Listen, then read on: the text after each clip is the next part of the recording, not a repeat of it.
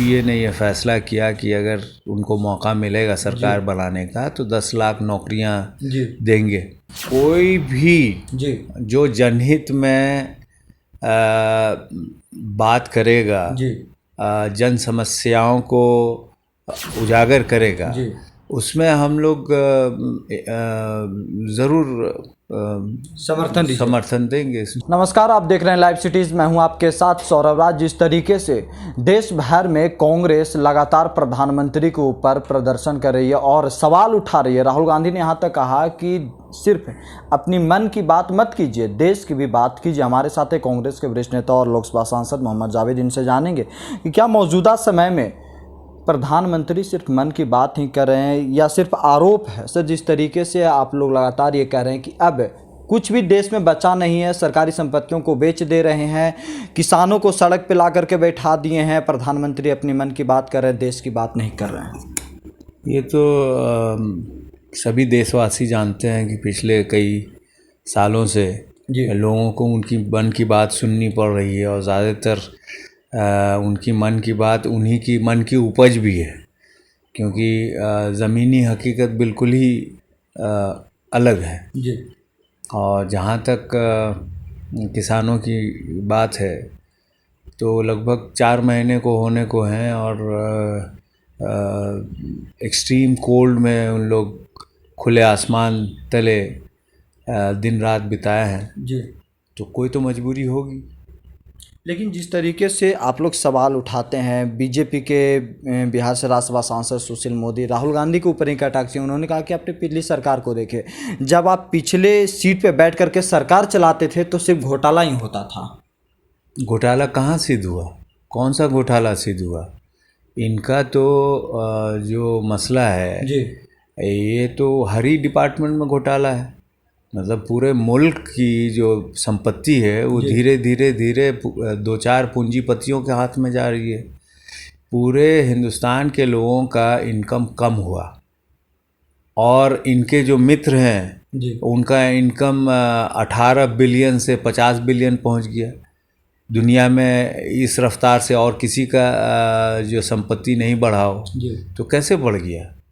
लेकिन सर, विपक्ष की जो आवाज़ है, लगातार आप लोग आवाज़ उठाते भी रहे, लेकिन उस आवाज़ में ताकत नज़र नहीं आती। तो सर, क्या विपक्ष एकजुट नहीं है या आपको दूसरे राज्य के छोटे छोटे दलों का समर्थन नहीं मिल रहा है? देखिए, ऐसा है कि दुर्भाग्य है कि आज कई सालों से, जब से आदरणीय मोदी जी प्रधानमंत्री पद संभाले हैं, तो मीडिया नाम की कोई चीज़ रह नहीं गई है। अभी कुछ दिन पहले तक लगभग 10 लाख बैंक कर्मचारी हड़ताल पे थे। आप बताइए कितना स्पेस मिला उनको? तो ऐसा नहीं है, कोई ऐसा तबका आज के दिन में नहीं हो, चाहे वो व्यापारी हो, चाहे वो बैंकर हो, चाहे वो रेलवे कर्मचारी हो, चाहे PSUs में जो कर्मचारी हो, चाहे स्टूडेंट्स हो, चाहे किसान हो, कोई ऐसा तबका नहीं है जो मोदी जी के हम दो और हमारे दो के स्कीम में लोगों का नुकसान नहीं हुआ हो। लेकिन इसकी जानकारी जब तक आवाम जनरल पब्लिक में नहीं पहुंचेगी तब तक लोग कैसे उस पर रिएक्ट करेंगे? हम लोग हर जो नाकामी होती है, जो इनके गलत फैसले होते हैं, उसको हम लोग उठाते हैं, लेकिन उसको टीवी से या न्यूज़पेपर से ये तो इसकी आवाज़ उठनी चाहिए ना। बिहार में भी सर 23 मार्च को आरजेडी के द्वारा विधानसभा का घेराव बुलाया गया है। कहा गया कि रोजगार को लेकर के, युवाओं को नौकरी को लेकर के, बेहतर व्यवस्था, सुरक्षा व्यवस्था को लेकर के विधानसभा घेराव करेंगे। लोगों से समर्थन उन्होंने मांगा है, दूसरे पार्टियों से। आप लोग समर्थन दीजिएगा? देखिए, इसमें कोई शक नहीं कि धीरे धीरे लोगों की बदहाली हो रही है। और आपको याद होगा जब इलेक्शन से कबल यूपीए ने यह फैसला किया कि अगर उनको मौका मिलेगा सरकार बनाने का तो 10 लाख नौकरियां देंगे, तो ऑपोजिशन जो एनडीए आज हुकूमत में है वो हंसे कि ये कैसे मुमकिन है और कैसे करेंगे। लेकिन कुछ दिन के बाद आप देखते हैं कि बीजेपी के मैनिफेस्टो में 19 लाख, 10 लाख के बदले 19 लाख का नौकरी रोजगार की बात करी उन्होंने। तो हम तो चाहेंगे कि भाई जो आपने वादा किया था, जिसके बहकावे में लोगों ने आपको वोट देके आपको हुकूमत बनाई, तो उसको फुलफिल करें आप। 19 लाख नौकरी आप जल्द से जल्द भरें।